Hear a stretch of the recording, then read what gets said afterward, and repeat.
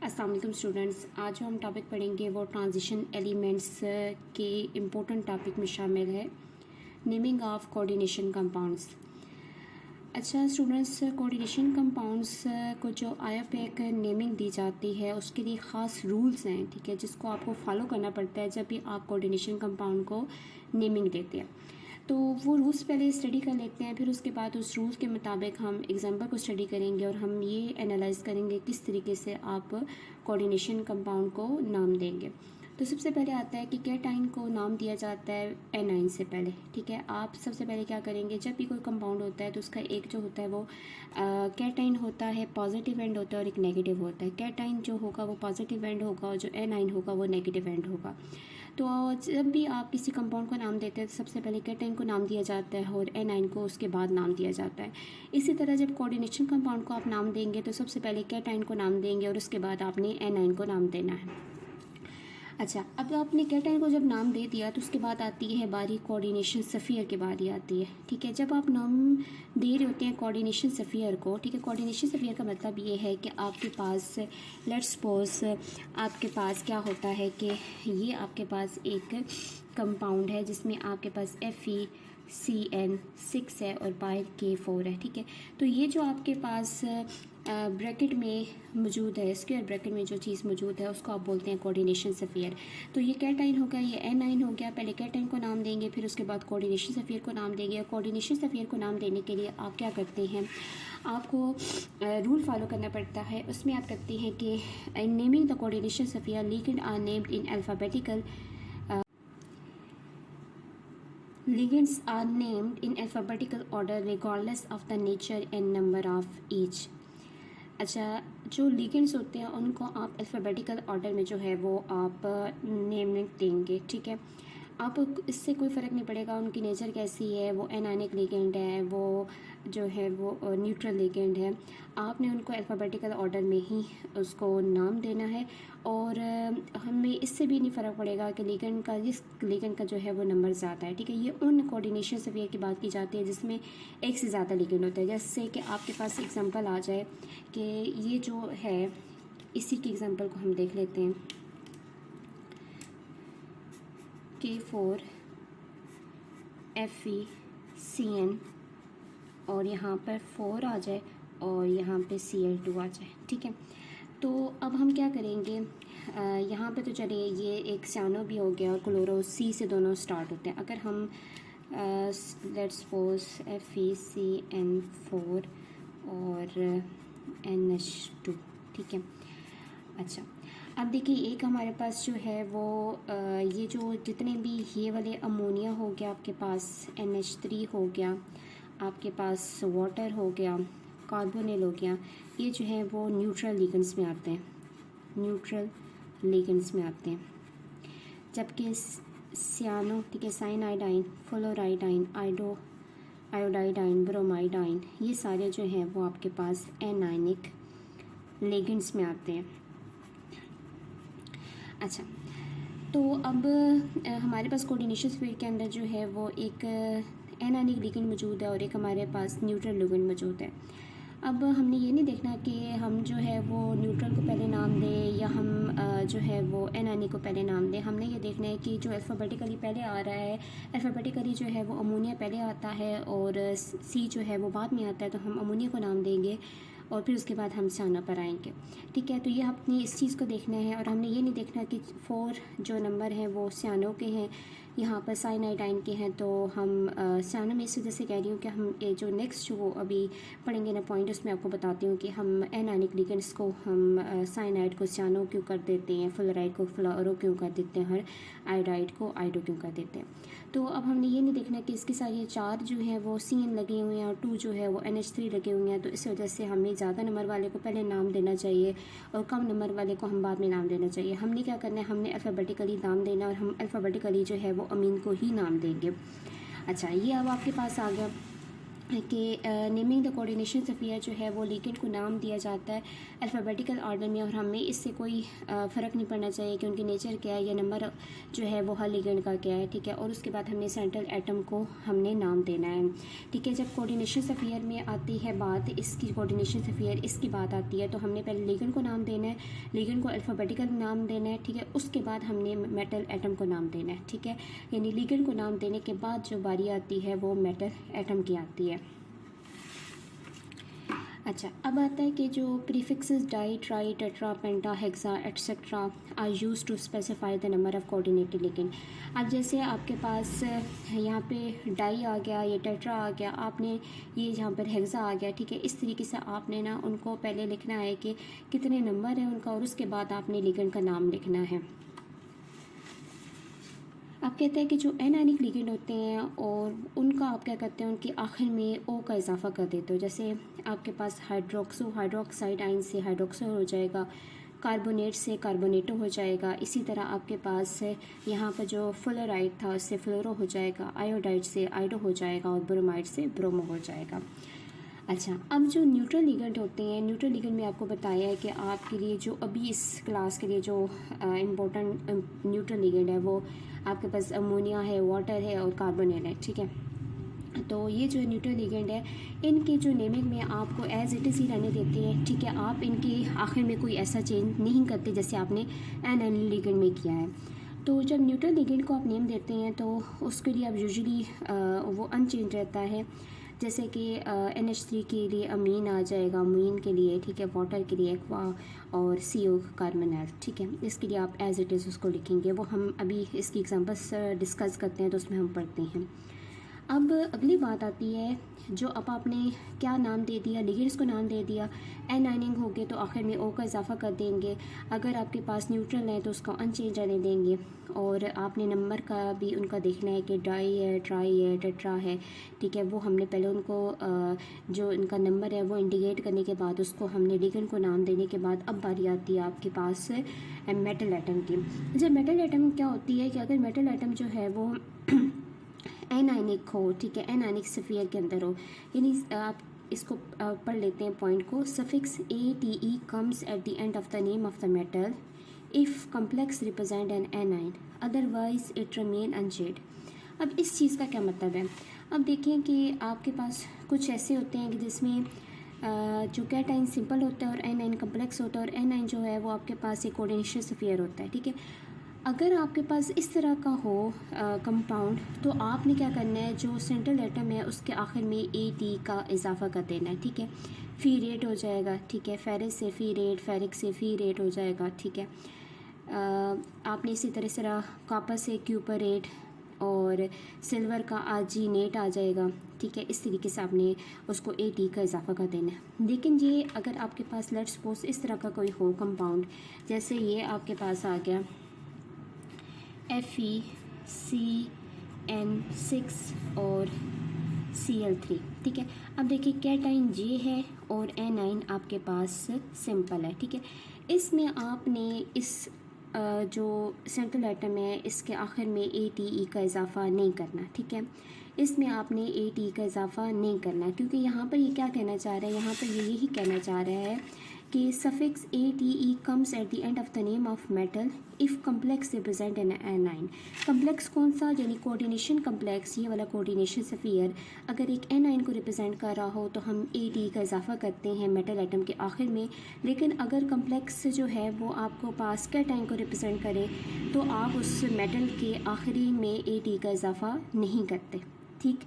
अच्छा, ये अब आपके पास आ गई कि आपने कैटाइन को नाम दे दिया, फिर उसके बाद आपने कोऑर्डिनेशन सफ़ियर को नाम देना है। अब देखें कि कोऑर्डिनेशन सफ़ियर इधर पहले कैटाइन आया, फिर उसके बाद कोऑर्डिनेशन सफ़ियर आया, लेकिन यहाँ पर क्या हुआ, कोऑर्डिनेशन सफ़ियर पहले आ गया और जो आपके पास सिंपल जो है वो जो एनाइन है वो सिंपल जो जिसमें क्लोराइड हैं, 3 क्लोराइड लगे हुए हैं, वो बाहर आ गए हैं इसके, ठीक है। तो अब आपने ये नहीं करना कि इसको पहले नाम देने फिर उसके बाद इसकी नेमिंग करनी है, नहीं। कैटाइन हमेशा पहला रूल क्या है, कैटाइन को पहले नाम देना है और उसके बाद एनाइन को बाद में नाम देना है। यहाँ पर कैटाइन कोऑर्डिनेशन सफ़ियर था तो कैटाइन को पहले नाम आएगा और उसके बाद एनाइन को आएगा। लेकिन यहाँ पर क्या था, यहाँ पर कोऑर्डिनेशन सफ़ियर जो है वो एनाइन की सूरत में वो बाद में आता है कैटाइन के, तो उसके बाद से हम कैटाइन के बाद ही इस एनाइन को नाम देते हैं और एनाइन हमारे पास कोऑर्डिनेशन सफ़ियर होता है, ठीक है। अब जब हमने मेटल एटम को देख लिया कि वो एनायनिक सफ़ियर में थी तो हमने उसकी AT का इजाफा कर दिया या नहीं थी, हमने उसको देख लिया, ठीक है। उसके बाद हमने इस मेटल एटम के ऑक्सीडेशन नंबर को देखना है, ठीक है। ऑक्सीडेशन नंबर को देखने के बाद हमने उसको रोमन न्यूमेरल में ही रिप्रेजेंट करना है। जैसे अगर 3 ऑक्सीडेशन स्टेट आती है तो हम रोमन न्यूमेरल में उसको पैरेंथेसिस में लिख लेंगे, ठीक है। इसी तरह अगर 2 आती है तो उसको रोमन न्यूमेरल में इसी तरह पैरेंथेसिस में लिख लेंगे, 1 को इसी तरह लिख लेंगे, ठीक है। अच्छा, अब हम 1 बाय 1 एग्जांपल जो है वो डिस्कस करते हैं और उसके बाद हम इनको जो है वो रूल के मुताबिक देखते हैं कि हम रूल को मुताबिक इनको किस तरह नाम देंगे। जैसे हमारे पास ये फर्स्ट वाला कंपाउंड है, ये आपके पास जो है K4 है, कोऑर्डिनेशन सफ़ियर है, उसके अंदर FeCN6 है, ठीक है। अब आपका सबसे पहला रूल था कि कैटाइन को नाम पहले देना है एनाइन से, तो हम क्या करेंगे, इस कैटाइन को पहले नाम देंगे। तो कैटाइन में हमारे पास क्या मौजूद है, कैटाइन में हमारे पास मौजूद है, अब नीचे जगह नहीं है तो उसको ऊपर करके लिखते हैं। कैटाइन हमारे पास जो है वो पोटाशियम है, तो हम इसको नाम देंगे पोटाशियम। अच्छा, अब हमने इसका ज़रूरी नहीं है कि हमने इसके जो है वो आपके पास पोटाशियम 4 है तो 4 का नंबर भी आप उसको लिखें, ये आपकी मर्ज़ी है। टेट्रा पोटाशियम भी लिख सकते हैं, लेकिन नहीं, आपने सिर्फ पोटाशियम लिख लें तो वो भी ठीक है, ठीक है। पोटाशियम आ गया, उसके बाद थोड़ा सा स्पेस दे के, ज़्यादा नहीं, थोड़ी सी स्पेस दे के आपने कोऑर्डिनेशन सफ़ियर की जो है वो बारी आ रही है, ठीक है। अब इसमें हमने सबसे पहले क्या देखना होता है, लिगेंड को देखना होता है। और लिगेंड में जो है हमारे पास यहाँ पर सिर्फ एक ही लिगेंड है और लिगेंड के जो है लिगेंड में हमने देखना होता है सबसे पहले उसका नंबर देखना होता है। अब हमारे पास नंबर क्या है, इसका 6 है, तो यह आ जाएगा आपके पास हेक्सा, ठीक है। और यहाँ पे साइनाइड था, ठीक है। और जब भी हम एनायनिक लिगेंड की बात करते हैं तो हम उसके आखिर में क्या कर देते हैं, O का इजाफा कर देते हैं, ठीक है। ये साइनाइड था, आपके पास साइनाइड था, इसका E हटा के मैं क्या कर दूँगी, इसको नहीं IDE हटा के इसको हम सियानो लगा देंगे, ठीक है। ये आ जाएगा आपके पास हेक्सा सियानो, ठीक। अब हमने लिगेंड को नाम दे दिया, उसके बाद हमारे पास क्या बारी आती है, इसने यही कहा था कि आपने कोऑर्डिनेशन सफ़ियर में लिगेंड को नेम देना है अल्फ़ाबेटिकल ऑर्डर में, ठीक है। लेकिन हमारे पास सिर्फ एक ही लिगेंड था तो हमें कोई इससे फ़र्क नहीं पड़ रहा था कि हमने अल्फ़ाबेटिकल ऑर्डर में करना है कि नहीं करना, ठीक है।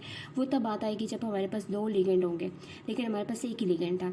उसके बाद हमने प्रीफिक्सेस की बारी थी कि आपने प्रीफिक्सेस करनी है, वो हमने कर दी कि प्रीफिक्सेस जो है इसमें हेक्सा थी तो हमने हेक्सा लिख दिया, ठीक है। फिर उसके बाद एनायनिक लिगेंड हो तो उसके आखिर में O का इजाफा करना है, वो हमने O का इजाफा यहाँ पर कर दिया।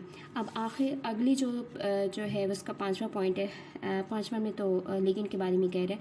6 जो पॉइंट है उसमें हम मेटल एटम के बारे में, यानी मेटल एटम को अब हमने नाम देना है। तो मेटल एटम यहाँ पर जो है वो कोऑर्डिनेशन सफ़ियर एनायनिक है, तो हम इसके आखिर में जो भी मेटल होगी उसके आखिर में ATE का इजाफा करेंगे, तो ये हमारे पास क्या आ जाएगी, ये फेरिस से फीरेट आ जाएगी, ठीक है। तो फीरेट ATE का इजाफा कर दिया, ये देखिए हमने फीरेट ATE का इजाफा कर दिया यहाँ पर, ठीक है। ये अब हमारे पास सारा कुछ हो गया है। हमने कैटाइन को नाम दिया, उसके बाद एनाइन को नाम दिया। एनाइन में हमारे पास कोऑर्डिनेशन सफ़ियर था, कोऑर्डिनेशन सफ़ियर में हमने लिगेंड की पहले बारी आई। लिगेंड का पहले हमने देखा कि कितने लिगेंड है, एक लिगेंड था तो हमने एक ही लिगेंड की बात की। एक ही लिगेंड में हमारे पास सबसे पहले उसका हमने प्रीफिक्स लिखना है कि कितने लिगेंड अटैच है, 6 लिगेंड अटैच थे तो हमने उसको हेक्सा लिख दिया। उसके बाद हमने लिगेंड को देखा कि वो लिगेंड क्या था, एनायनिक था या हमारे पास न्यूट्रल था, तो एनायनिक था तो उसके आखिर में हमने O का इजाफा कर दिया। उसके बाद हमने यहाँ पर आयरन लगा हुआ है, ठीक है, और ये फेरिस बन जाएगा, तो फेरिस जो है उसको हमने आखिर में फीरेट बंद कर दिया, ठीक है। अब हमने इसका देखना है कि इसका जो कोऑर्डिनेशन नंबर, जो ऑक्सीडेशन नंबर, ठीक है, कोऑर्डिनेशन नंबर तो ये पूरे सफ़ियर पे आता है, ठीक है। जो ऑक्सीडेशन नंबर है यानी मेटल एटम का, वो क्या आता है, तो आप सबसे पहले देखें इन दोनों ने एक दूसरे को कैंसिल कर दिया है। तो इसी तरह अब हमारे पास इस जो कंपाउंड है, ठीक है, इसमें भी कोई ऐसी कोऑर्डिनेशन ऑक्सीडेशन नंबर आने चाहिए यहाँ पर भी और यहाँ पर भी, यानी कैटाइन और एनाइन पर इस तरह के आपके पास ऑक्सीडेशन स्टेट आने चाहिए कि एक दूसरे को जो है वो एज सच जो है वो न्यूट्रल कंपाउंड बन जाए, एक दूसरे को कैंसिल कर दें ऑक्सीडेशन स्टेट। अब सबसे पहले हमारे पास ये जो है वो पोटाशियम है, और पोटाशियम जो है वो फर्स्ट ग्रुप में मौजूद होता है और फर्स्ट ग्रुप के एलिमेंट का ऑक्सीडेशन जो स्टेट होती है वो +1 होती है, ठीक है।